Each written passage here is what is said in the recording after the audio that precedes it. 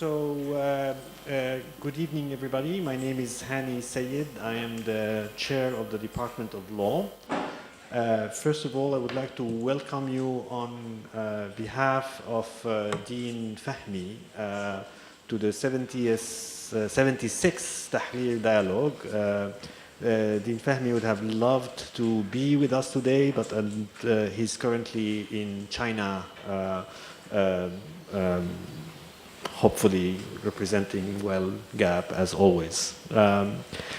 Today, Tahrir Dialogue is a series of policy dialogue that started in 2011. We take it as an important function of our school that we capitalize on what universities are about, which is a meeting place where academics, policymakers, and concerned public could come together and discuss important policy issues. 70 years ago, actually almost to the day, April 21st, 1949, a diplomatic conference was convened in Geneva that ended up in August in the 4 Geneva Conventions that from an international lawyer's perspective, they're actually the most successful multilateral ventures. Successful in terms of the type of law they included, the way it was universally received, etc., etc. The Geneva Conventions legislate the law in war. As international lawyers, we call it the jus in bello. It was not the first time the world concluded conventions like this. The efforts to think about what do we do in wars was long, earlier in the 19th century. They were not perfect, but they did an important work for the second half of the 20th century. But the world then is very different than the world today. 70 years later, it's an important policy question to see actually how we could push this humanitarian venture forward and what are the new challenges.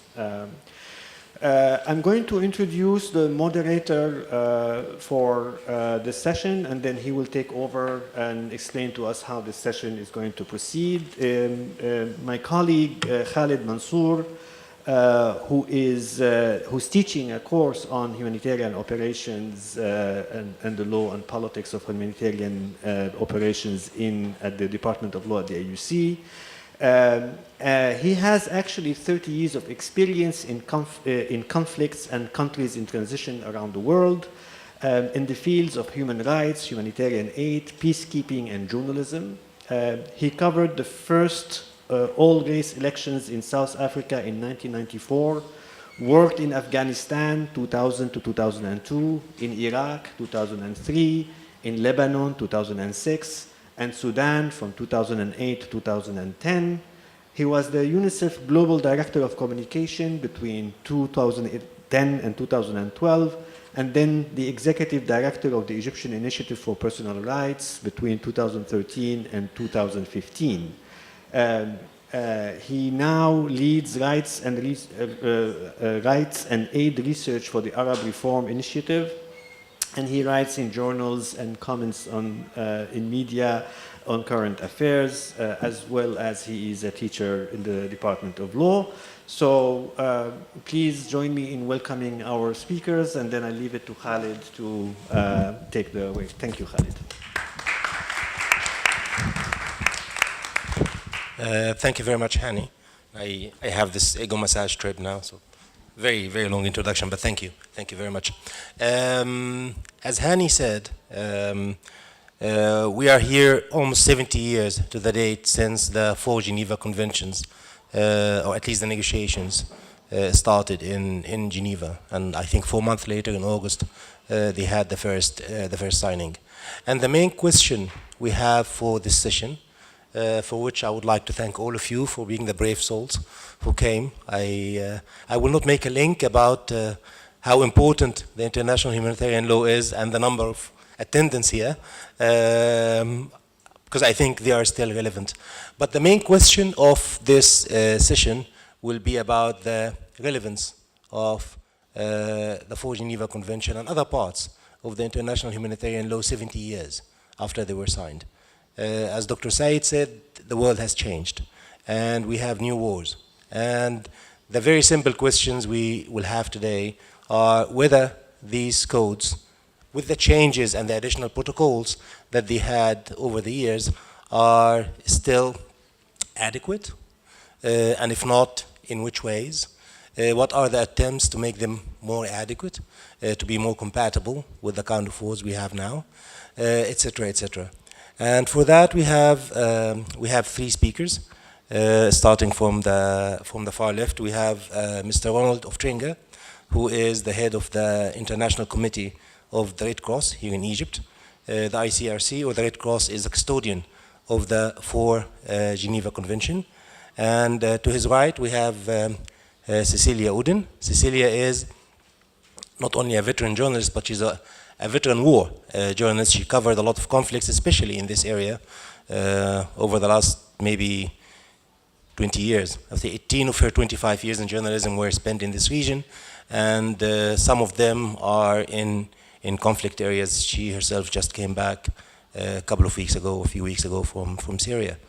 And then immediately to my left, we have Adrian Hauri, who is the Deputy Ambassador for Switzerland here in Cairo. And as you all know, that the Geneva Conventions are international treaties subscribed to by states. So we thought, like, we can have the custodians, we can have the media that sees things on the ground, but then we can have one of the member states, especially one that has a very special relationship with the Geneva Conventions. We will divide this dialogue into 3 sections. We will first have presentations from the 3 speakers, short presentations, and then we will have a discussion amongst the 4 of us, and then in the 3rd section I will open the floor for question and answers. So I would like to start first with Ronald Ofteringer, who not only worked in Egypt, but if I remember the list was long, Ronald. I think it was Iraq, Palestine, Yemen, Morocco, with various missions to very interesting places like Guantanamo, as well as at the ICRC headquarters in Geneva. Ronald, please.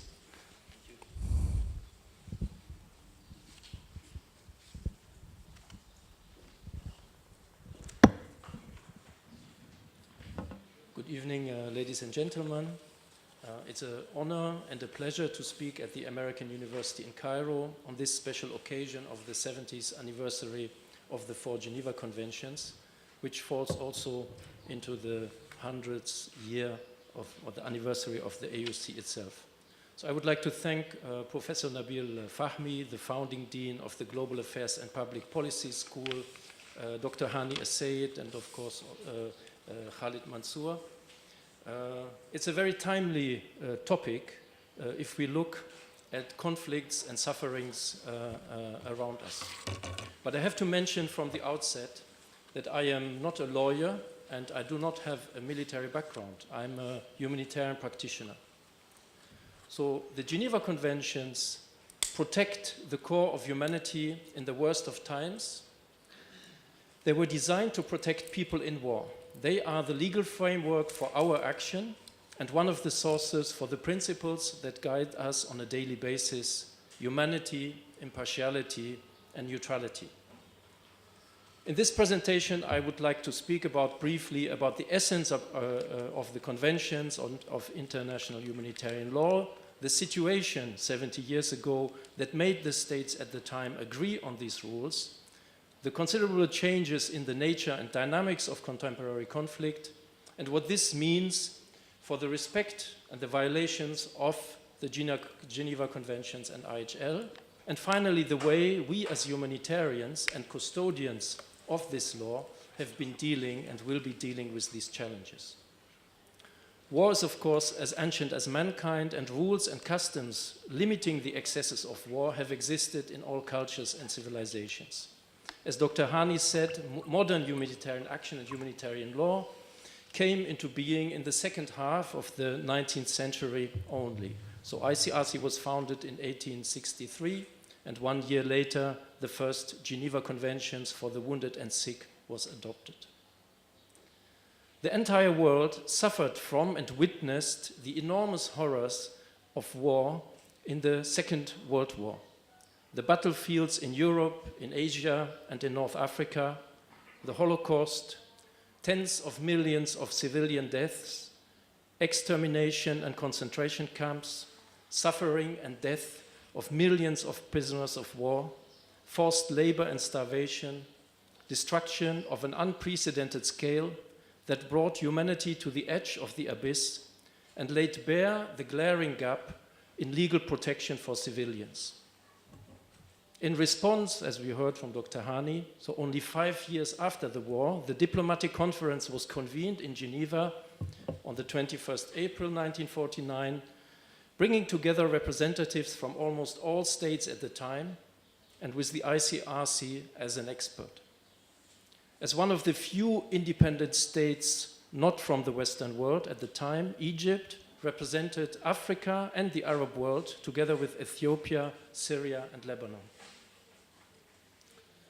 The states were determined at the time to never see again such destruction repeated and agreed that even during armed conflict, there remain limits and binding obligations to treat civilians and those who laid down their arms humanly, without any adverse distinction.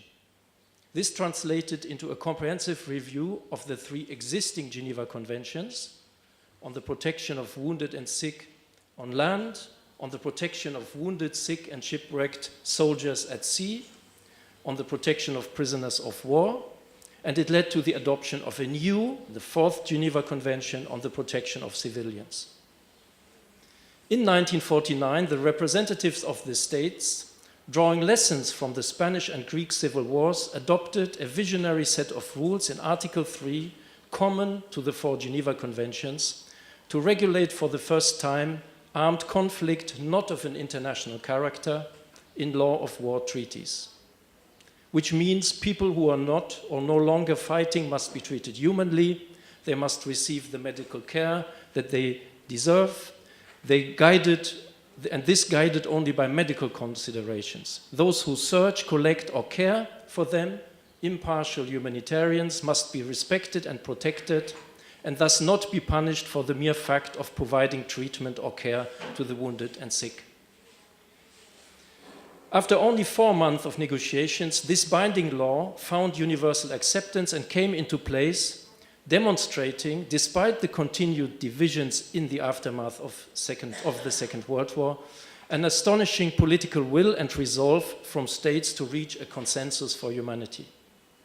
The essence of humanitarian law, as enshrined in the Geneva Convention, is to strike a balance between military necessity and the principle of humanity. And its power stems from its impartial nature and the pragmatism and practicality of its rules and provisions. But what does this mean practically? No one shall be subjected to torture or other forms of ill treatment. Rape or other forms of sexual violence are prohibited. The wounded and sick must be given adequate medical care. Hospitals and medical personnel must not be attacked. People who are detained must be treated humanly, and family members have the right to know the fate of their relatives. And finally, the dead must be treated with dignity. We can say with conviction that the Geneva Conventions, in conjunction with broader elements of international law, have saved countless lives and reduced suffering across hundreds of armed conflicts in the last 70 years. However, despite the universal ratification by states of the Geneva Conventions, ensuring respect and faithful application of their rules in practice has been a constant struggle fraught with challenges. Wars of secession and national liberation in Asia and Africa, internal conflicts and tensions in the 1950s and the 60s were such challenges. Many states did not consider the law of armed conflict as represented in the Geneva Conventions as applicable to these conflicts. And efforts to bring these conflicts into the scope of the law and the people affected by these conflicts under its protective rules, this time including the independent states of the Global South, led to 4 diplomatic conferences between 1974 and 77. And these led to the adoption of the 2 additional protocols, as already mentioned by Khaled, on the protection of victims of international armed conflicts, including the fight of peoples against colonial domination, racist regimes, and alien occupation, Protocol 1, and non-international armed conflict, Protocol 2. But in the last 20 years, we have again seen considerable changes in the nature and dynamics of conflict and organized armed violence, accompanied by new challenges to the Geneva Conventions. There are fewer international armed conflicts, while non-international ones have multiplied. The lines between international and internal armed conflict have blurred, and internal tensions that do not amount to armed conflict have turned at times extremely violent and caused considerable human suffering and loss.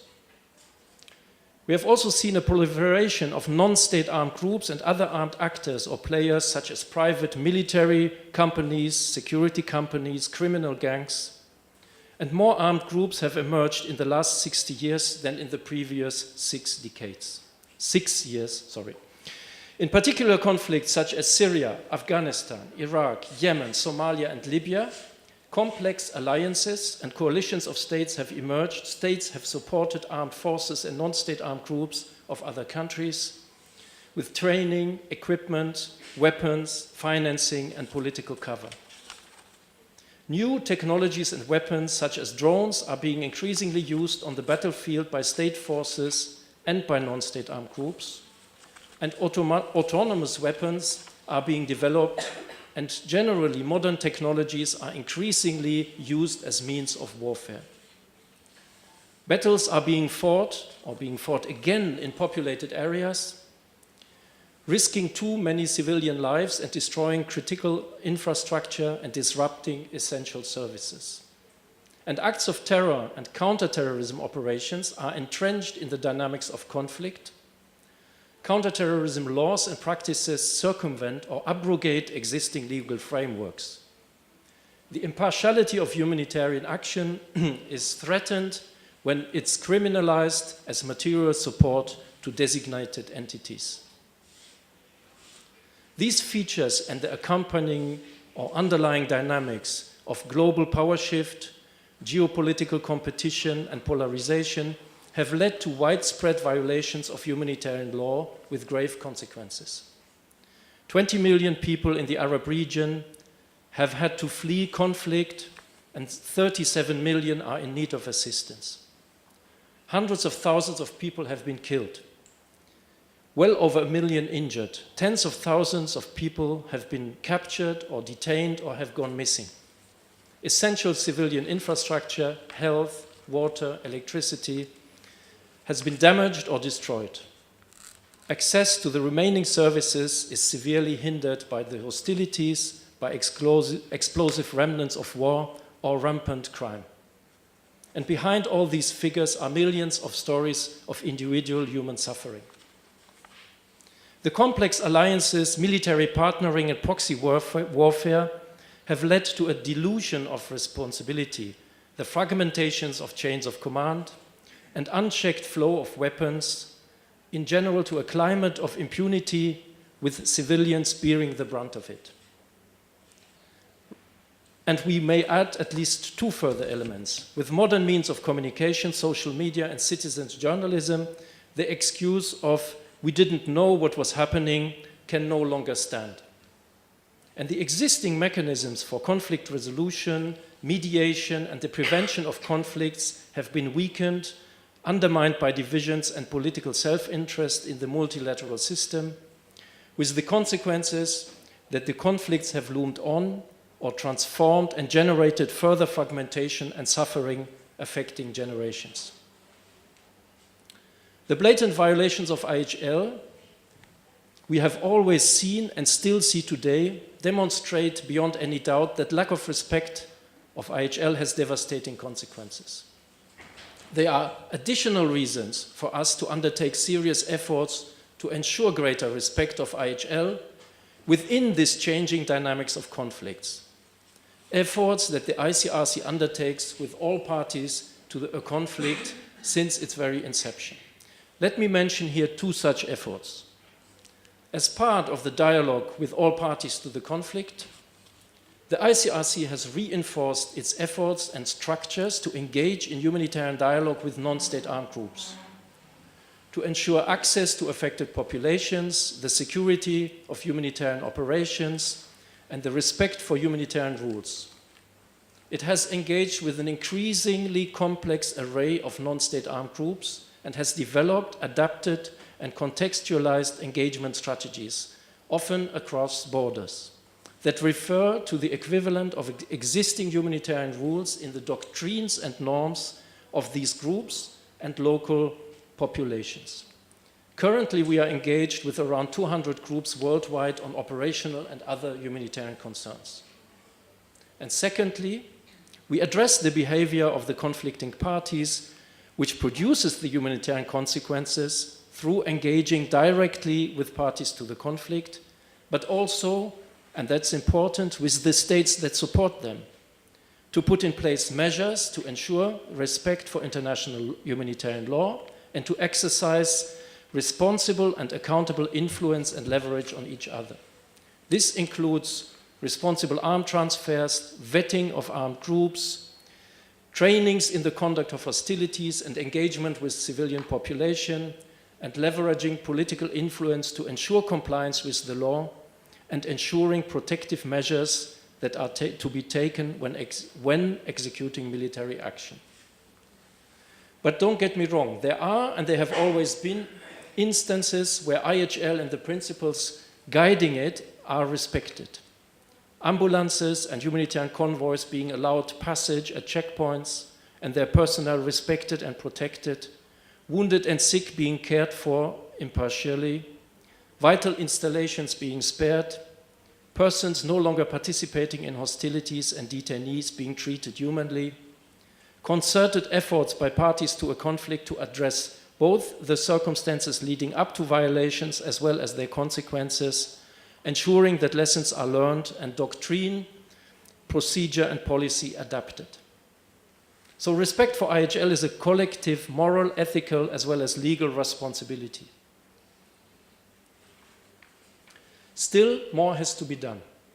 The states have obligations under the Geneva Conventions to respect and ensure the respect of IHL and to ensure accountability for violations. But there is no mechanism to strengthen compliance with IHL. In recognition of this, the ICRC and Switzerland undertook an initiative in the 2015 International Conference of the Red Cross and Red Crescent Movement to create a global interstate compliance forum to this end. There was sadly no consensus among the states, but a resolution was adopted 4 years ago to the end that states, with the support of ICRC and Switzerland, should explore the idea further. So over the last 4 years, informal and formal meetings have accordingly been held with states to find new ways of strengthening the respect for IHL. Of course, the current state of the global multilateral environment was not conducive for consensus between the states. That was disappointing.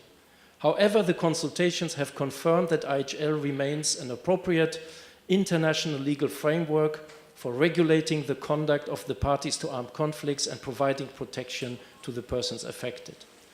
This year, in December, the 33rd International Conference of the Red Cross and Red Crescent will be invited to consider a 4-year action plan on national implementation of international humanitarian law, which will be discussed and proposed for adoption in a resolution. Moreover, members and participants of the conference, the Red Cross and Red Crescent movement, national societies, the states, will be invited to discuss how IHL applies to current and evolving issues in contemporary conflict.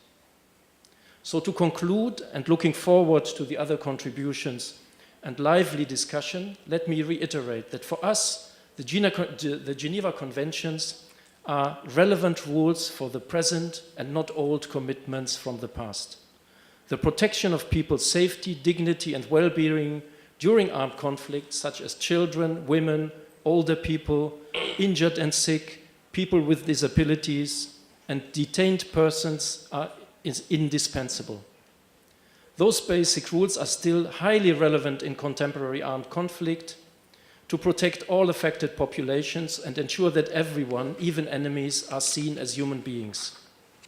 But more has to be done to ensure that the current conflicts, regardless of denominations and invoking exceptional circumstances, are conducted in the framework of the law.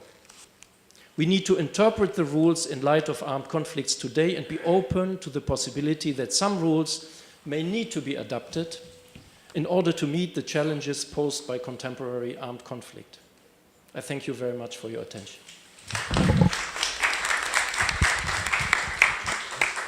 Thank you very much, Ronald. And I think there was a reason I always thought you were a lawyer until you disabused me of that notion in the meeting room before this session started. And then you made it clear to tell everybody you're not a lawyer, and then you proceeded to give us an exhaustive presentation about the legal intricacies of the Geneva Convention, as well as what happened in the conference rooms and the mind-numbing statistics about losses. I think what I would like us to move from here, I would like to move from the legal textbooks and the numbers and the statistics to the trenches.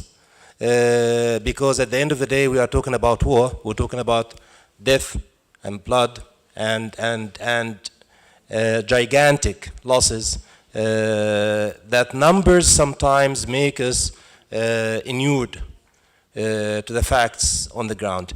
And for that, I think Cecilia would inform us a little bit about it, since she covered firsthand some of these wars in the region. Over to you. Thank you very much, Khaled. Thank you, AUC and the audience. Nice to see you all here.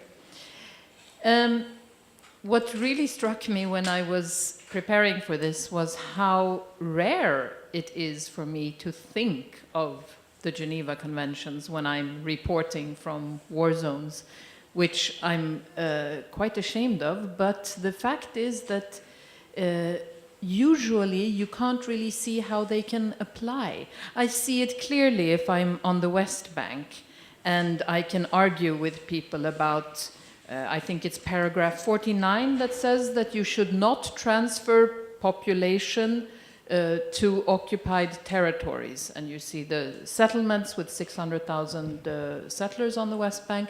That's easy. But in war zones, when I was recently outside Baghuz, where ISIS, Daesh, had its last stronghold and met people from there, it's very difficult to see how the Geneva Conventions can apply. At least I have difficulties. And I'm going to introduce you to a couple of people where I do not understand how they could have been saved. You just mentioned that rape is prohibited. This is Jannah. I don't know if you can all see the picture. And when I met her, I think it's exactly a month ago, it was freezing cold in northern Syria in the Kurdish-held territories. She's Yazidi. She told me the following. Only a few weeks after we had been captured, before I was sold as a slave, I was with other women and children in a schoolyard, and suddenly they brought in my husband. My heart was beating because I thought that they had decided to release us. My husband was allowed to approach me. He touched my hand. He smiled at the kids. And then they yelled at him not to touch me, but to say goodbye to his children. And they beheaded him in front of us. Blood splashed on the kids' clothes. His head rolled on the ground like a football. The kids were small, but they yelled, "Baba, Baba." This was the beginning of Jenna's story, and she's 28 years old. I thought she looked more like 48. She kept her calm as she was telling me about her 4 years of slavery. She was pregnant with this little boy when she was captured. She gave birth to him and then struggled to keep her other kids, Farida and Fardi, who are a bit older. And she told me she was sold as a sex slave to 2 different Egyptian men, 1 Tunisian, 1 Algerian, 1 Iraqi, a family from Tajikistan. She was raped by the men and beaten by the women. But she says, thank God I didn't give birth to any of their children, because the women gave me contraceptives. They said they didn't want my offspring in their houses. I was dirty. They called me a pig and a dog. And she talks about the Yazidi women who are currently in some of the camps in Al-Hol and who are victims of the so-called Stockholm syndrome. When you start sympathizing with your captor or torturer, they're hiding among ISIS women in the camp because they are afraid they will either be punished later or that they will have to leave their children behind if they have given birth to ISIS children, because the Yazidi community does not accept children of murderers. They accept the women back, but not the kids. And I have met several women who've had to give up their children. The only time she really broke down, this woman, was when she talked about her kids, Fardi and Farida, who were now 6 and 7 years old, because at one point they were also sold as slaves. Fardi was 4 when he became a slave to a family from Uzbekistan. His job was to prepare the clothes and the shoes and the backpack for an ISIS kid going to school. And when she describes this situation, she does start crying and cannot keep her calm. Miraculously, though, she was able to get her kids back after 2 months when she appealed to a Sharia court in Mosul, and this actually worked. Jenna concluded this interview by saying, I'm happy that I survived.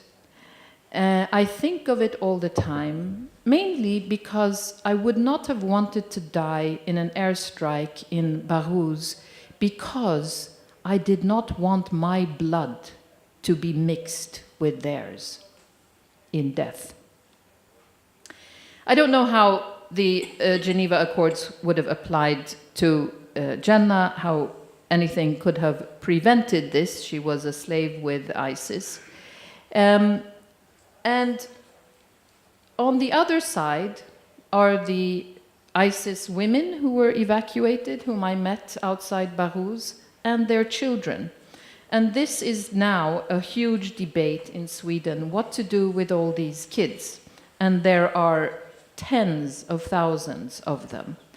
They came out frightened, of course, with mothers telling me that my children will grow up to be new jihadis, the caliphate will survive. And one woman told me that, yes, my children were starving for 6 months, but I thank God because the caliphate will survive. She was from Tajikistan and said that nobody could understand her unless they converted to Islam, is what she said. All of these women had lots of children, as you can see here in these pictures. Many of them from Europe. There are lots of kids in the camps today from Sweden. And we have a case right now with the Swedish government not wanting to take back any of these people to Sweden, which is the case for many governments in Europe. Saying that we don't want them. This is a populist. This is the populist rhetoric. This little boy here is 1 year old. He can hardly hold his head up. He cannot walk, and he is malnourished, very weak. Both of his parents are dead. They were called Mikael and Amanda. They were both from Sweden. And he has 6 siblings. They're all in Al-Hol camp. They're orphans. And Sweden is today debating whether or not they have the right to go to Sweden. Their grandfather, their maternal grandfather, is there trying to get them out, but they don't have documents. There's tons of bureaucracy. They cannot get the children out of there. And there are several kids who are in this kind of shape, who are at risk of dying if they are not saved from these camps. And I think that this is the moral dilemma of our age. We can all say that some of these ISIS fighters who tortured Jenna, who raped Jenna, do not deserve to go back to their countries, even though that's not legal. But the children, all the children who have done nothing, some of them born in Syria, some of them remember their home countries. And it was very clear to me when I met these kids who had just come out of Bahrouz. They were terrified, most of them, and only hungry. And their mothers, who were saying that the caliphate will survive, going to the camp Al-Hol, where most of the kids are today, at risk of dying because of malnourishment, diseases, overflowing toilets, bad sanitation, extremely bad health care. And already we have at least 2 Swedish kids who died out of 64 kids, so that tells you how common it is for children to die there. But the mothers, after having come out of Bahrouz when they were defiant and they were, more or less spitting at us journalists, saying that we were infidels, after having spent about a week in the horrible camp, they were all saying, I want to go home. I want to go home to Germany. I want to go home to Tajikistan, to Russia, to Holland, to Sweden, to Trinidad even, and claiming that they had the right to, and that they had been tricked into going to join ISIS by their husbands or by somebody else. But many of them had 3 or 4 or 5 kids. Many of them had children who had died, and several of them had 3 kids with 3 different fathers, with 3 different nationalities. So this is a huge dilemma for the international community, what to do with these children. Other kids that I would like to introduce you to are, this is Suad, she's 15 years old. She's also Yazidi. And when I met her, she started to tell me what had happened to her in captivity, and who had owned her. And she started counting the number of slave owners that she had had. There were about 20 of them. And she started telling me by saying, first I was bought by Abu Yunus, who sold me to Abu Yusuf, who sold me to Bishr, who sold me to Abu Hussein, who sold me to Abu Hoda, who sold me to Abu Ali, and then Abu Nura, Abu Jandar, Abu Faiza, Abu Nasr, Abu Mahmoud, Abu Bara, Abu Thamir, Abu Omar, Abu Jabir. She remembered all of their names, and she said that she was forced to marry 3 of them, but that was something she did not want to address. She said that the kindest family was Abu Faiza's. They were from Kazakhstan. They had 4 kids whom she took care of. And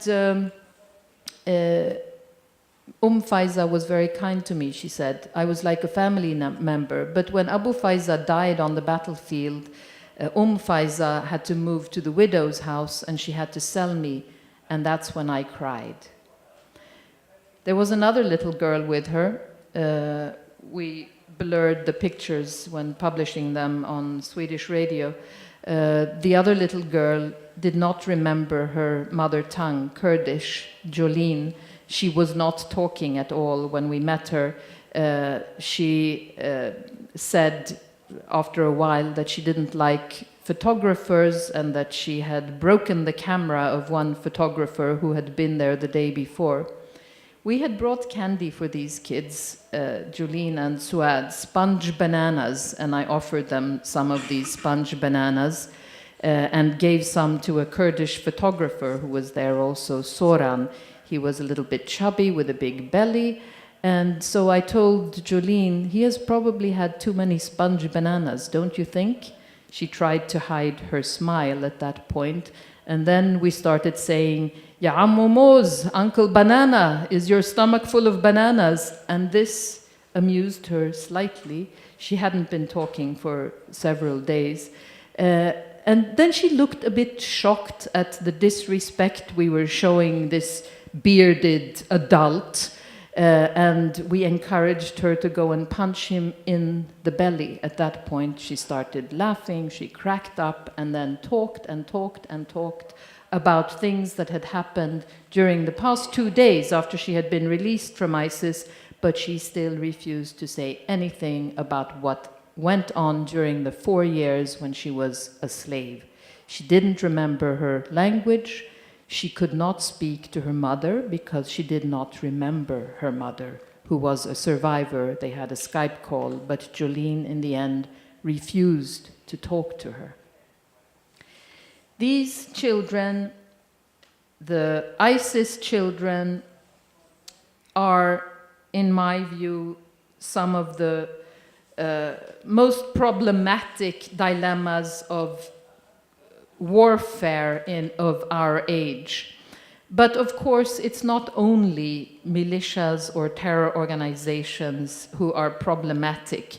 When I went to Raqqa, the city that had been liberated from ISIS, and met survivors there, I met 2 kids that will never leave my memory. One of them, a 14-year-old girl, had lost her entire family in an airstrike in coalition bombing.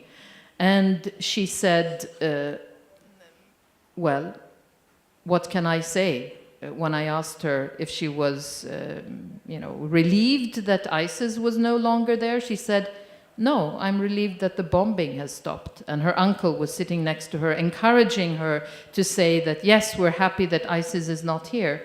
But for her, her loss was the family, of course. And in modern warfare, where we have Western armies that do not want to go into countries with ground troops, but do the bombing from the air, where there is the civilian protection, where what happens to all the beautiful rules when the coalition uses airstrikes and kids like this 14-year-old girl doesn't feel happy that she has been liberated, but happy that the bombing has stopped. I don't know if I need to stop talking now or if I can also tell you a little bit about one of the, this again is Suad and Jolene, and this is the ISIS prisoner whom I met in a Kurdish prison, where I must say that the Kurds who were searching through, the women who came out of Bahuz searching through their luggage, telling us journalists, don't go too close because some of them might have suicide vests. And in fact, the week after I had been there, there was a suicide bomber, not a woman, but two men from Holland disguised as women who blew themselves up in the middle of this chaos when they were coming out. But the Kurdish YPJ women soldiers who were searching through the luggage were treating them, at least in front of us journalists, in a very courteous manner, as well as the prison guards, where I met this Swedish ISIS prisoner who, of course, like everybody else, said that he had been an ambulance driver. I don't know how many ambulance drivers they could have possibly had in, under ISIS in Raqqa and Mosul, because everybody who came out told us journalists that, well, I drove an ambulance, I was a medic, I didn't see anything, I had a cafe, I was a cook for the troops. This, of course, is the other huge dilemma when these people are going to be put on trial if they are taken out of the Kurdish-controlled northern Syria and put on trial in Sweden, for example. How is anyone ever going to be able to prove that this guy didn't, in fact, only drive an ambulance? And he had 4 kids in Raqqa. He took them to the park. He said, we had a great family life. And, you know, I said, how could you possibly have a great family life if you're walking past the square where all those heads are spiked of beheaded people? How could you have a normal family life in a city where homosexuals were thrown from the roof? And he tried to, you know, explain how, well, this wasn't that common, I didn't see it, and my children didn't see it. Yeah, I might have seen it once or twice, and so what do you think about the fact that they threw homosexuals from the rooftops? And he said, well, I haven't studied the matter enough, so I don't know if that's the correct punishment, if you should be throwing them from a rooftop or if you should punish them in other manners.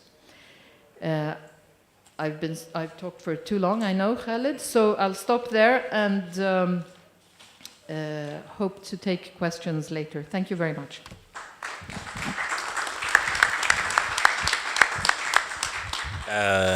Thank you, Cecilia.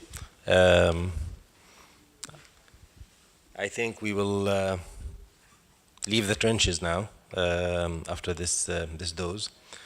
My hope is that people usually get outraged or overwhelmed or then disinterested when they hear a lot of these stories, despite the fact that they give flesh and blood, sometimes literally, to the numbers and the legal conventions that we spoke about. But to move from outrage to outlining a solution or the beginning of a solution, we have to speak to those who are parties to the relations of power that determine what can be done. We have to speak to states and to governments. So it's only normal that we will move now to our third speaker, Adrian Hauri, who works for the Swiss government. He's the deputy ambassador of Switzerland here, but he is also a lawyer, genuinely, and not as I thought Ronald is. And he was an assistant judge and a diplomat, and I would like him to speak for a few minutes to address some of these issues from the point of view of member states. Thank you.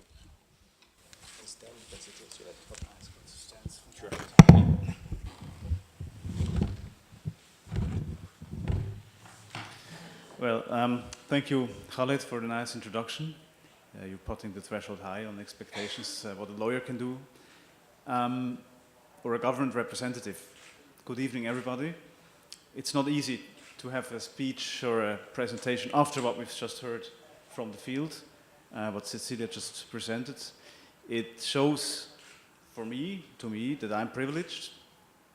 In many ways, I have the privilege, notably, to be a diplomat of a country which since 1848 has not been involved in an armed conflict. 1848 signs the end of the Swiss Civil War and the inception of the federal state, which explains and is maybe the beginning, the cradle for why Switzerland takes a special stance in international humanitarian law. As you know, Switzerland is known to be a neutral country, which is not a choice by or a God-given fact or a policy. It's a choice that a country takes, not only alone, but also based on geographical necessities, balances of powers in the region, the superpowers in Europe in the 19th century, landlocked, and Switzerland controlling the access to the crossroads of important trade routes made it, in the middle of Europe, a country that was spared by the big influences of the powers at the time. Now, neutrality does not mean neutrality of values.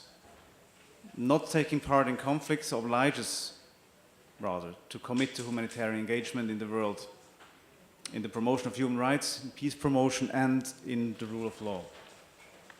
Switzerland has traditionally been active in those fields and made them guiding features of its foreign policy. So it makes me also proud to be part of this foreign policy. Switzerland is the depository of the Geneva Conventions and their additional protocols. Switzerland is strongly committed to the preservation of international humanitarian law. That's the set of laws that applies only but necessarily, as we see, when peace is breached, when there is a war, when there's an armed conflict. Due to the humanitarian tradition and to the fact that Geneva is the birthplace of the Geneva Conventions, it's also the cradle of international humanitarian law. The respect of this humanitarian law is therefore a specific priority for Switzerland's policy. General Dufour was a Swiss general who later became the first president of the ICRC, and he said once, when he took part in the Swiss Civil War in 1848, "You must come out of the combat not only victorious, but also without reproach." He understood very clearly that in wartime, a state has to prepare the post-conflict era. Not only a party to a conflict has to do everything it needs to win a war, but it has to do so without committing atrocities that would impede the parties to a conflict to make peace afterwards. If you see what Cecilia described about the people who have been exposed to these war crimes, because those are obviously war crimes and crimes against humanity, how could they ever find peace? How would strategic thinking ever bring peace after such atrocities? It is extremely important, therefore, that principles of distinction, proportionality, humanity, and precaution, we can talk about these principles later, remain some of the most relevant principles of humanitarian law, and they need to be respected. These rules most accurately reflect the balance that international humanitarian law strikes between, and you have to see it, a military necessity and the requisite of humanity.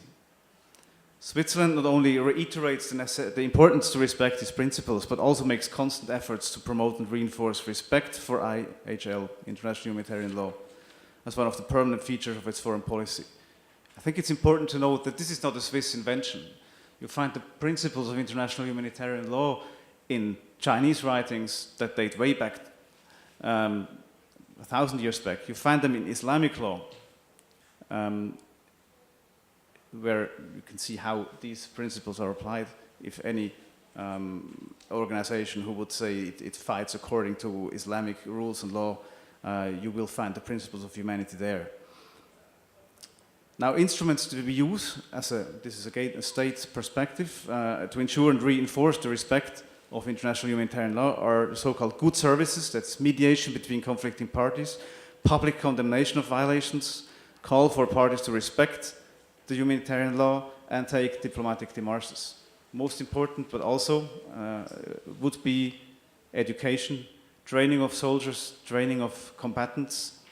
I think if what we've seen here, that some people that were involved had gotten a basic education or through their families or in schools on those principles, maybe some of the worst atrocities could have been prevented. I want to make just 3 final statements or points for discussion, which are related to our priorities. First, it is a sad fact, and we keep seeing atrocities, as we've seen today, just a few minutes ago, and that they gain more ground in recent years, especially in the region we now live and work in. It would be wrong, however, to say that the growing number of conflicts means that the humanitarian law is eroding or disappearing. International humanitarian law is respected in several conflicts. And it's legally wrong, and it's also dangerous to say that the growing violations of international humanitarian law make the legal protection or framework obsolete. It is rather of crucial importance to stay committed and keep reacting to violations based on the existing frameworks. Because the framework is intact, it exists. As you call them beautiful laws, Cecilia, what lacks is the implementation. A specific issue which I would also like to address here is the criminalization of humanitarian help, which is kind of a new phenomenon, and it's not sufficiently addressed on the international level, according to our opinion. Every state has the right and duty to take necessary measures to fight terrorism and to protect lives and security of their people on its territory. But states should not criminalize humanitarian aid. They must provide it to those who have a right to it, according to principles of neutrality, impartiality, and independence. The access to humanitarian help. Measures who respect these principles will be more successful than others. If you consider medical help to seriously wounded who don't take part in battle anymore as a support of terrorist organization, you directly attack and undermine the principle of humanity and impartiality, as was explained by a colleague from the ICRC. A recent initiative of Switzerland aims at the starvation of civilians in non-international armed conflicts, which is a punishable crime according to the statute of the International Criminal Court, as are many others. Starvation of civilians is prohibited under international human rights law. It has been described by various UN agencies and the UN Security Council Resolution 2417 as a war crime. The ICC, however, can only pursue war crimes committed in international armed conflicts. For the victims, however, as we've seen, it does not matter under which type of conflict the crime is being committed. So we aim to fill this gap in the Rome Statute. I hope I gave us all a few points to discuss. Thank you very much for your attention, and I look forward to a discussion. Thank you. Thank you, Adrian. I'll let you think for a couple of minutes about your questions that you want to ask to our distinguished speakers, but I will take the first few shots at them. Adrian, I know the argument that the framework works, and I noted what Ronald said about the examples of how IHL worked. As a matter of fact, I think you have a database on your website about how IHL was beneficial when it was applied. I'm just a bit suspicious of these arguments because it's similar to when some people say, like, for example, well, communism is great, but the implementation was wrong. So, okay, let's stick with the implementation. In 2015, the ICRC and the Swiss government tried, knowing that the IHL needs to be strengthened. I mean, you acknowledge that. Nobody's serious is calling for IHL to be dismantled or for the Geneva Conventions to be dropped. There's criticism, but based on experiences like what Cecilia described and what have you. So when you tried in 2015 to strengthen the international humanitarian law, strengthen and enforce, bring some more compliance by states, why do you think, and I ask you in order of speaking, like Ronald and then Adrian, why didn't it work? What do you think is happening now in diplomatic channels, as much as you can tell us, about these efforts to strengthen the implementation and the compliance with the Geneva Conventions?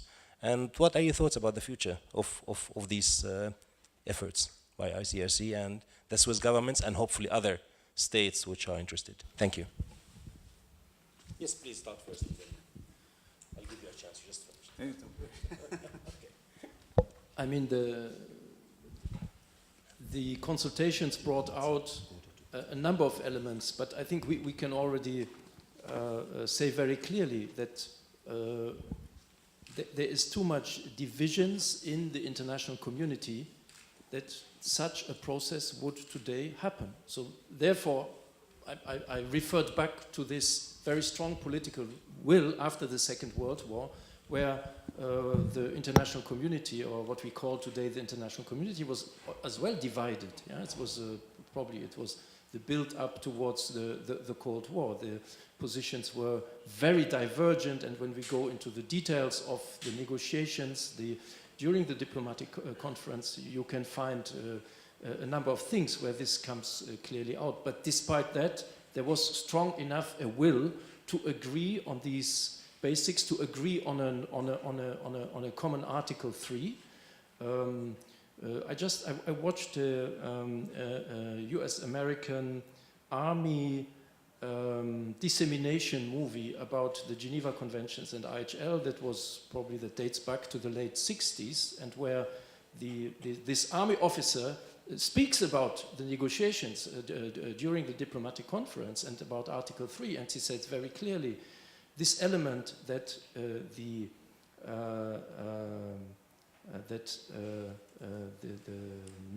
parties to the non-international armed conflict are being dealt with, but do not, that the fact that they are being dealt with and that they are in this sense subjects to international humanitarian law doesn't give them any legitimacy. So he said very clearly, this was the point that was at the time negotiated. And still we have the very clear rules of the common Article 3.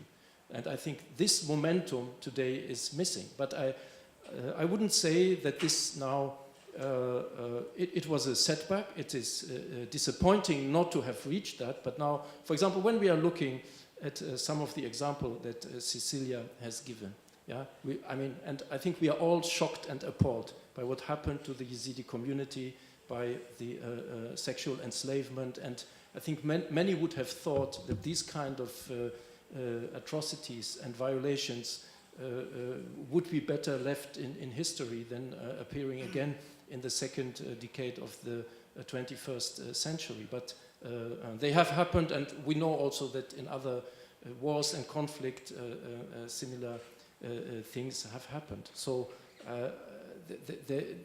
there are, when we say today that, for example, in the next international conference, a plan will be adopted for better national implementation. This also means that violations as sexual violence in armed conflict has to be clearly, or the ban of it, and then also the accountability for it, has to be in the national legal systems of the state. Yeah? So I see, for example, that the atrocities that you have reported about have left an impact when we discuss here with the League of Arab States. And in the League of Arab States, together with UN Women, together with a number of regional and international mechanisms, there is I would say, a growing awareness that this is really a problem, and there is work ongoing on the prevention of this form of sexual violence. Yeah, so at least the moment is there that will probably not help the victims of the atrocities that happened there, but the moment is there to go into the concrete of at least making the legal systems better. And then the second point is then, of course, also to care for the victims and to provide the care and the psychosocial support. We see now also in humanitarian action how much psychosocial support is becoming an essential part of the response to humanitarian needs in the context that we are talking about, be it now Syria, be it also Iraq, where we are facing these situations. So I think there are the systems of, let's say, intergovernmental mechanisms are working slow, and this is, I think this is a reality that we have to face. Humanitarian action in its response should be better, and I think in many times is better, but it remains a dilemma, and humanitarian action, dilemmas belong to humanitarian action. In the moment when these things happen, there's no means. We can save lives, we can make the situation less bad, but we cannot prevent the things that are happening in the moment of fighting. And I think this has accompanied humanitarian action throughout its history. I was thinking when you were talking, Cecilia, about Count Bernadotte as head of the Swedish Red Cross and the white buses, when he managed to negotiate with the Nazi rulers and to save Scandinavian prisoners at the very end of the war from the concentration camps, but only the Scandinavian prisoners. So I think this shows a bit the limitations, but also the life-saving identity of humanitarian work. That, I mean, for us as human beings, hearing these atrocities can never be enough to deal with these atrocities. But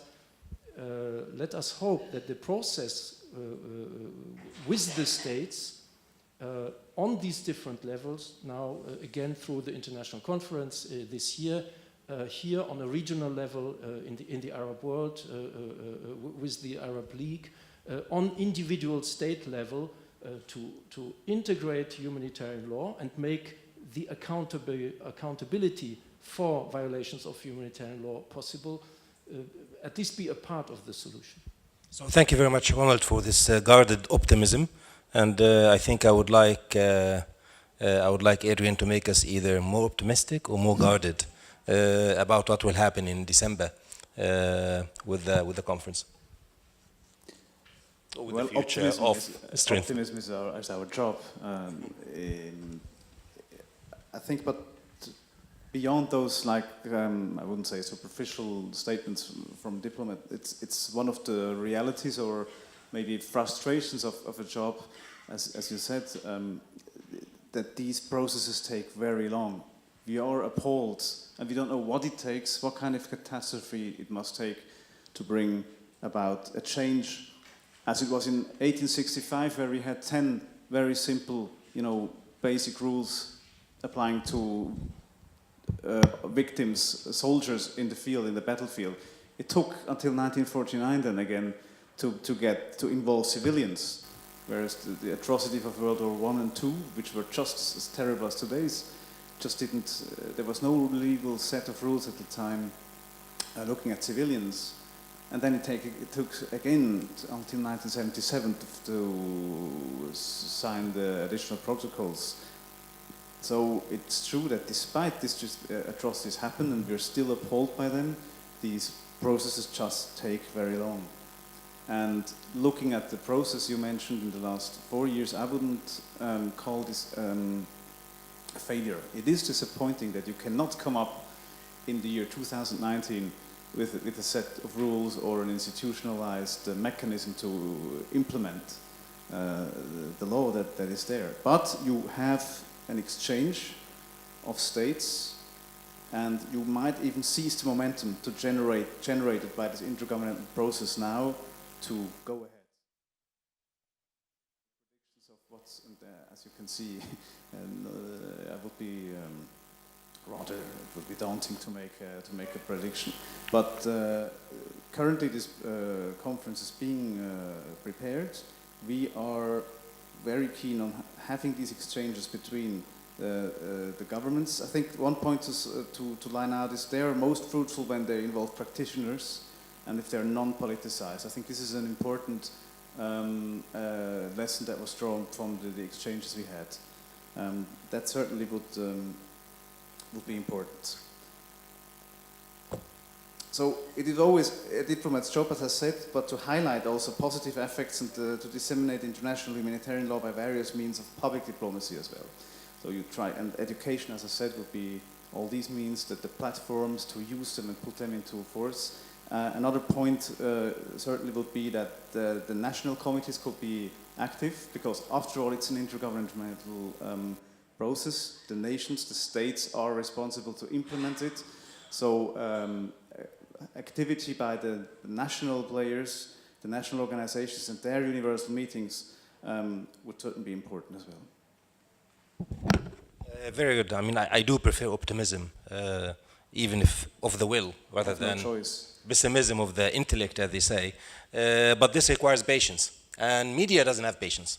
Media has deadlines, has editors, and I think it's one important leader in this region who said 3 weeks ago maybe, let me try to find the quote here, the criticism his country received for alleged violations are caused by reporting.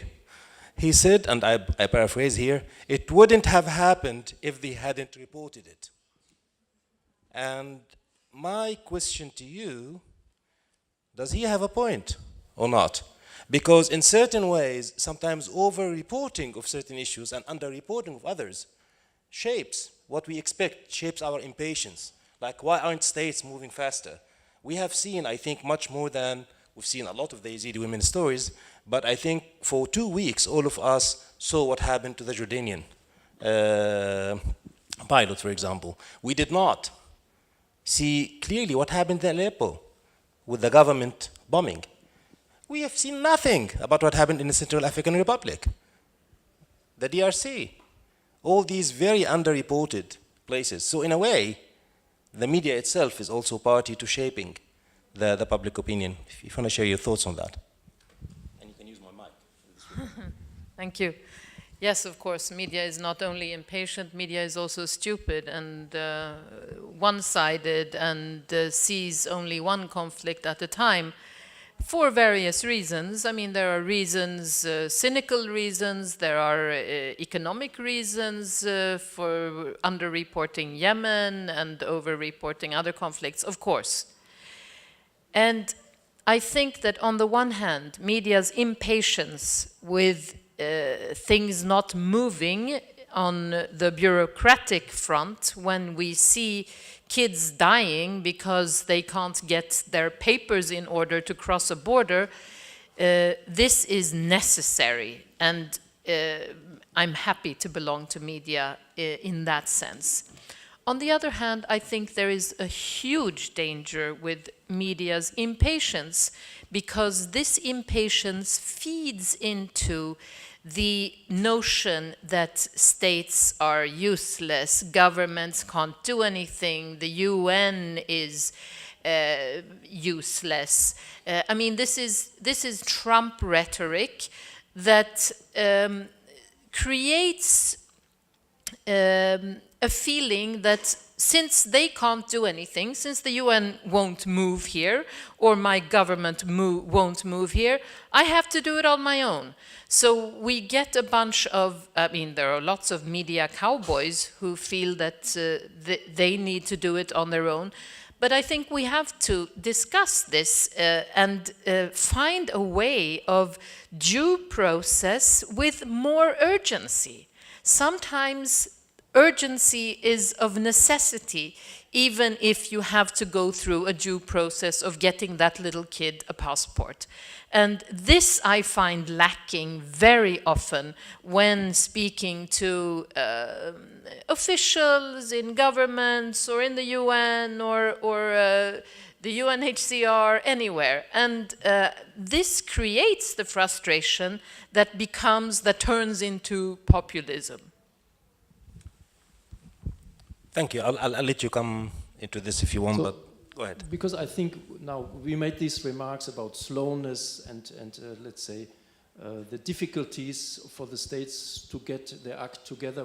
But this is when it comes to, let's say, new international conventions or creating new mechanisms. But I think there's also a different level. There's a different level of the action or non-action of states. And you have spoken, Cecilia, in your presentation about both sides, about the victims like the Yazidi women, but also this group that is very often referred to as the foreign fighters and their families. And there we see on our side how important it is to immediately act. And then there is room for the state, and we see positive and less positive examples of states acting and looking at these cases from all perspectives, because it is about, there are security aspects, there are legal aspects, but there are also humanitarian aspects. So, and I think we see that there's an issue and a problem emerging that is not new, that was there also, this foreign fighter phenomenon, let's say, in the 1990s and the early 2000s, but it is of proportions today that we haven't seen before. Nationals of all countries of the world almost, yeah, and a big priority for ICRC to work on it, be it in Al-Hol camp and in the detention places in northeast Syria, or in the detention places in Iraq. A big task for our restoring family links and networks and activities, and then also a responsibility for the states to look at their nationals and to live up to their obligations. And again, here is the humanitarian work can bring results, and you can find also on the side of the states, let's say, the reaction of putting the humanitarian aspect first.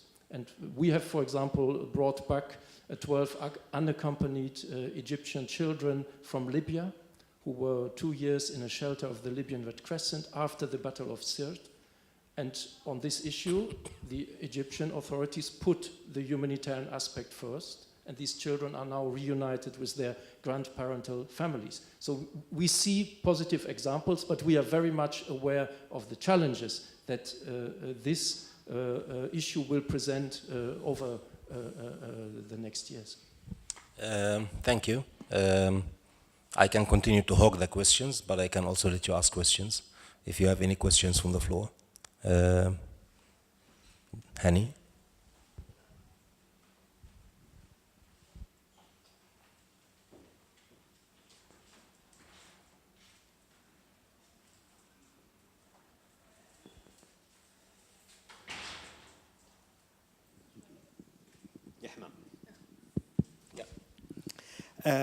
This was amazing conversation. I'm so grateful that I'm in this room, actually. I want to ask two questions. The first question, Ronald Ofteringer talked a little bit about the negotiation history of the Geneva Conventions. And ultimately, the documents that emerged, the 4 conventions, which became the scaffolding of modern international humanitarian law, is very much the product of the political context and the compromises that were done in those 4 months. The particular status of Common Article 3, even the division of the subject matters of the conventions and the way. So let's have a thought experiment now and think about, let's say we don't have the Geneva Conventions and there is this conference happening now with the new realities of war, the new weapons, the new types of war. Would the Geneva Conventions be structured in the same way? And if not, what would be different if we want to do them now, today? So that would be the first question. The second question, and I'm interested in, is from the perspective of lawyers. So the humanitarian actors are in a different league. What they see, the kind of difficulties that they have to negotiate, put them in a completely different, even epistemological frame. But we lawyers are very cynical, and one thing we know to do very well is to be the bad man, meaning we use the law to do bad things and get away with it. The example of the West Bank and Gaza is fascinating because the law of occupation, the Israeli High Court of Justice actually have a very developed jurisprudence on the law of occupation that is used in textbooks and all these things, but we know that the reality on the ground is not done despite the Geneva Conventions, it's done because of the Geneva Conventions. They've always found a legal justification. We may disagree with it, but that's within the realm of disagreements between lawyers because we are cynical and we know how to do that. So there is a dark side, and I wonder whether we are brave enough to confront the dark side that comes from the legalization aspect, because law is not always on the good side. We lawyers know how to do bad things, and we could get away with it very easily. Thank you, Hani. I think me and Adrian have to do more work to bring people to the optimistic side with all these cynical lawyers. Would you like to address that first before Ronald can? I might start with maybe with the second question, but I'm not quite sure I agree.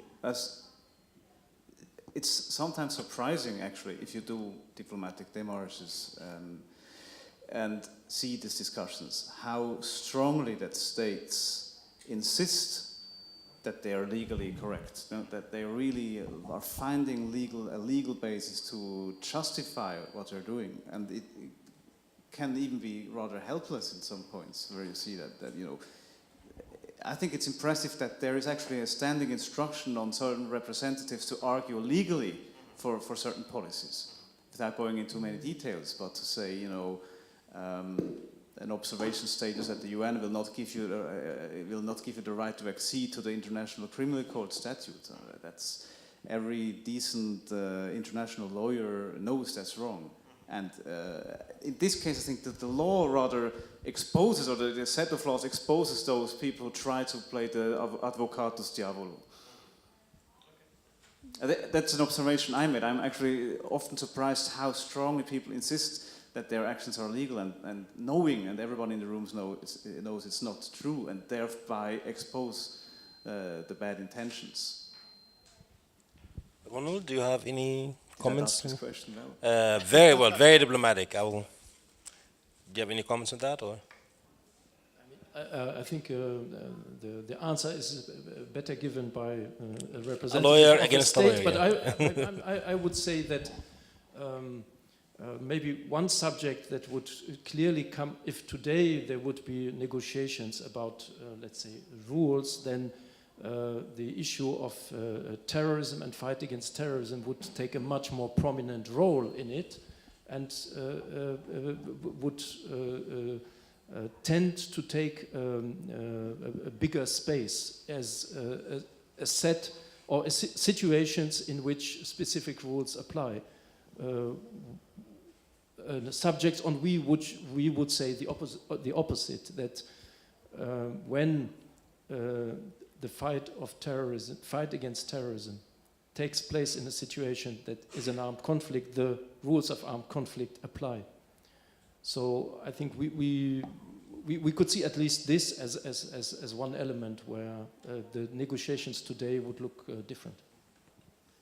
That would be interesting, negotiating with ISIS to apply rules. Yes. Yeah. So, which brings me to a question that since you have this conference coming, now one of the incentives for states that was always used and deployed by ICRC and others to respect IHL is the reciprocity. If you respect it, it's a reciprocal treatment. So when you treat the prisoners of war well, the other army will treat them well. Now it seems to me that the current non-state actors, militias, ISIS, name it, one, they are not buying into that, but two, they don't have an incentive to buy into that, because it doesn't work. Do you think they have incentives too? Not necessarily ISIS, but why is there a complete rejection by states to sort of include some of these non-state actors, as used to happen until the 70s, I think, into some of these conferences, even in panels or outside the conferences, to bring them under the tent?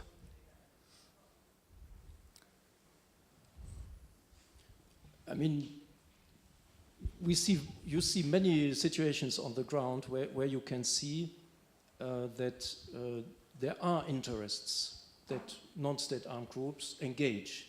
Yeah, so, and there can be various.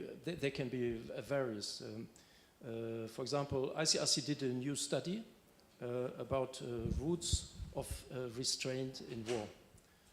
And there are a lot of interesting findings, but one finding is that the closer a non-state armed groups is to a local community, the more receptive it is to influence of stakeholders that are in this community or that have an influence on this community. So there you see already one interest. It's the interest of the community that they present or that they pretend to present. And then we can bring this out further. I think the element of reciprocity, I mean, acting because, for example, we see this in exchanges of prisoners that have taken place in the Syrian conflict and across the board, and let's say often without the involvement of humanitarian actors. Prisoners have also, or detainees, captives have been exchanged across the front lines, very often in a very discreet way. So you see this kind of transactional interests are there, and sometimes there is also an interest to say, I mean, to set a positive example, also from non-state armed groups. This is something that we see with states and would probably wish to see more with states, but Just an example, we had a case in 2012 in the south of Yemen, where one non-state armed groups had in the framework of the battles in Abyan, had captured a number of prisoners or a number of soldiers from the Yemeni army. And this non-state armed groups, Ansar al-Sharia, invited the ICRC in to do a detention visit, to visit these captive soldiers, and we were able to do this visit according to our procedures and modalities. So there was an interest, probably to show that we are capable of treating these captives humanly, and so it worked. Yeah? So we can see this. Probably this has also something to do with the fact that members of this group, family members of this group, have witnessed how ICRC is carrying out detention visits and sees their relatives. They are involved in exchange of family news, Red Cross messages. Yeah? We have a lot of detainees, Yemeni detainees, or we had a lot of Yemeni detainees in Guantanamo, and we have a very intensive family links network then in Yemen to the families of these detainees. All of these factors can play a role there. I just go back to this Swiss general, the first president of the ICRC, who actually, I think, put it in a nutshell and really understood this principle that if you want to win a war, if you think strategically, be it against state actors or non-state actors, you have to think already what happens after the war in this peace situation. You will have to be able to make peace if you want to keep a country together, for example. And I think in this situation, you know you cannot afford these atrocities because you will never be able to find a reunification and govern the region if that's your intention. So from a strategic, even military and even cold, calculating set of mind, I think it makes a lot of sense to include the non-armed actors. And I think the second point you already mentioned is the reciprocity. If the winds change, you find yourself in front of the International Criminal Court one day, or in a political opposition, you want to be treated the same way. You want people to treat you with the same And do you think Bashar al-Assad is afraid of that? I wouldn't exclude that. I wouldn't. Good. Then, do we have any questions, or shall I continue grilling them?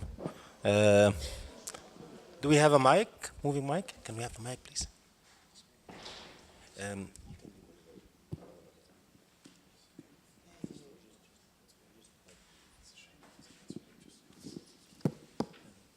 What I understood from the discussions, from all is that it's difficult to apply the conventions, even though the countries are signatories. And we've seen in the media very high profile, a lot of coverage of the horrific atrocities against the Yazidi women. But I wonder what your thoughts are about why we haven't seen a single a single person tried. Why, with all those years of Daesh being dismantled here and there, how come we haven't seen a single high-profile media case where someone was actually tried for some of the war crimes? Is it that difficult to prove that some women were raped, or what are your thoughts about that? I mean, presumably if there are laws, therefore somebody is going to be tried if they break those laws. And the other part of the question is what entities would be likely to try such a person? Would those nationals going back to their countries not go into prison and be tried for the crimes? Why is that so difficult? Thank you. I only know of the case of Walker Lind in the US, that he was a member of the Taliban, but I'm sure you guys are more of an authority on that. Do you know of any cases in which some of these high-profile cases like the Yazidis or from Afghanistan or Iraq has been tried either in their own national courts or international courts? There are ongoing trials in Baghdad against ISIS members. But of course, there are huge, enormous difficulties, especially the ones who are currently in prisons in northern Syria where there is no state to try them. There is the Kurdish autonomous, the civil administration, and they are not trying anyone because they want other countries to pick up their nationals, and Europeans don't want to pick them up and try them in Europe because they won't have enough evidence against them, so that Europeans are afraid that they will just walk free, which is a relevant argument, of course. But yeah, there are trials going on in Baghdad. I'm not that familiar with them right now, and I certainly have not heard of any high-profile cases. It's probably still too early. I mean, for us, visiting detainees in Iraq, for example, it's very important to insist on the basics, on human treatment, yeah, and having all the conditions fulfilled that have to be respected. And then, of course, it is the right of the state to put persons on trial for violations that they have committed according to the national laws, or also to the laws of to the law of armed conflict. But then it should also be in respect of existing judicial guarantees and rules of fair trial. And to my mind comes the Al-Mahdi case that was seen by the International Criminal Court on Mali, which was on the destruction of cultural property mainly, but probably is a good example for such a category of violation being tried, and then in a fair trial in front of an international tribunal. By the way, I think that there are also many trials ongoing in Western countries for people who are accused of let's say membership or having committed acts in the countries or elsewhere. Including not a very high-profile trial of a former Syrian security officer somewhere in Germany. It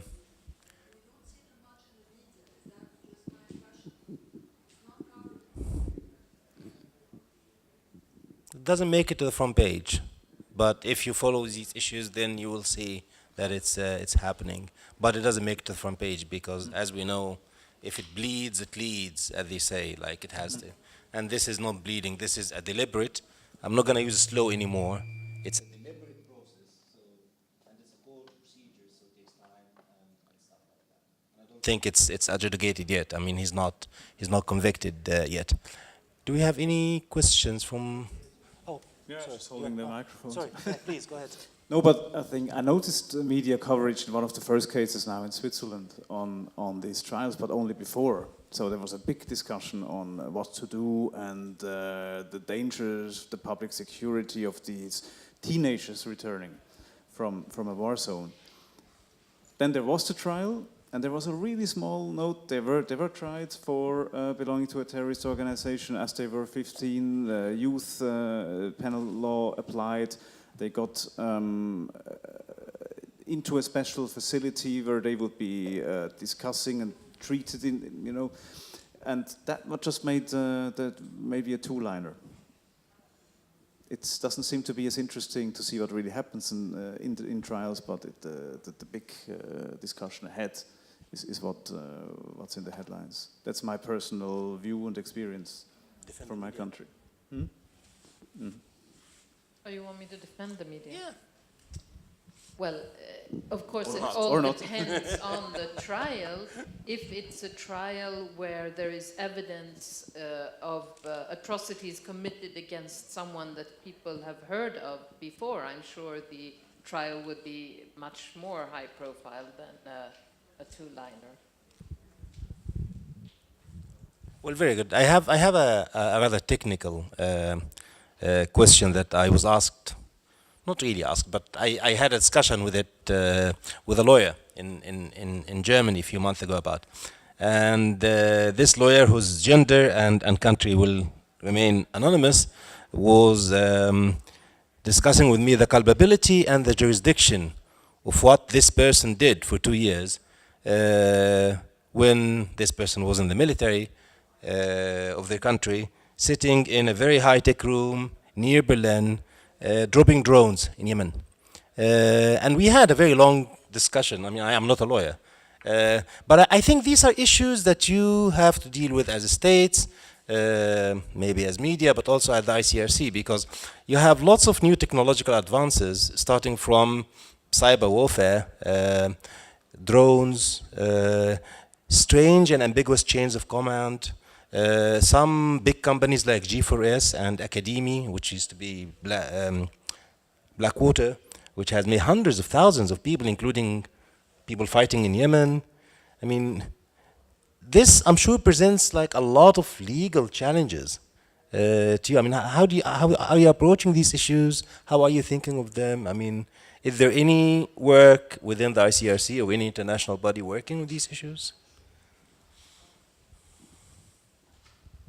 I can just mention one example. That was the so-called Montreux document, which is a set of rules agreed on by private companies and governments to apply humanitarian law and law of wars. It was adopted in, now I would have to check my notes again, about 5 years ago, and it's a non-binding non-legal binding set of rules that governments have to take into account for legislation. Non-legal binding or legal non-binding? Same. Same? Okay. Legally non-binding. Legally non-binding, that's better. Code of conduct that was adopted in cooperation with security forces and private security companies and governments, and then being included in national legislations. So this is a possibility that you can try to approach a problematic that has not been covered yet. Any comments on the other two speakers? Well, yeah, you mentioned drones. I question some airstrikes that that obliterate entire families where nobody's held accountable, like the little girl I met in Raqqa, who could not possibly say that she felt great about being liberated from ISIS because her entire family was gone. And this is, of course, extremely problematic when it comes to accountability. In the consultations about, let's say, development of weapons and limiting the effects of weapons, disarmament consultations, there are a number of important aspects that are being studied, and there are existing rules, for example, in the first additional protocol about the development of weapons. And ICRC and others advocate for upholding these rules. So, for example, the element of human control has to be there in the development of or human control and oversight when weapons are developed for these questions of accountability. So I think this is a very important aspect. And then secondly, of course, we have cyber warfare. We had attacks also that have happened also here in this region, and it is very important to highlight that when this is taking place in let's say, in the framework of armed conflict, then it has to be also considered as an act of armed conflict and underlies the same accountability mechanisms. And probably, as I said in the speech, we can still anticipate further damage and risks, for example, when critical infrastructure is being struck by this. So human suffering and loss can be considerable when critical infrastructure is being hit by these kind of attacks. We are thinking about electricity, water systems, and so on. As we are talking today much more about, again, warfare in populated areas and urban areas. Thank you. Do we have any other questions from the floor? Well, in that case, then I would, of course, I don't want to conclude on a bleak note, but I was thinking of all these friends who sent you stuff on Facebook and Twitter about the black hole. And some of them have developed a great interest in astronomy in the past couple of years, because it makes you feel like, your problems are not that important, and anyway a black hole will swallow all of us and we will get rid of our problems. I prefer history to astronomy. I think a longer view of history would it had made me guardedly optimistic, like you, and I think it takes time, and as long as we don't believe that humanitarian in the international humanitarian law is a sit word, it's actually what we make of it, by legislation, by political negotiations, by fighting sometimes in a metaphorical sense, then I will actually remain optimistic. I would like to thank the three speakers, and Adrian had to leave early, and I would like to thank all of you for being with us. Thanks.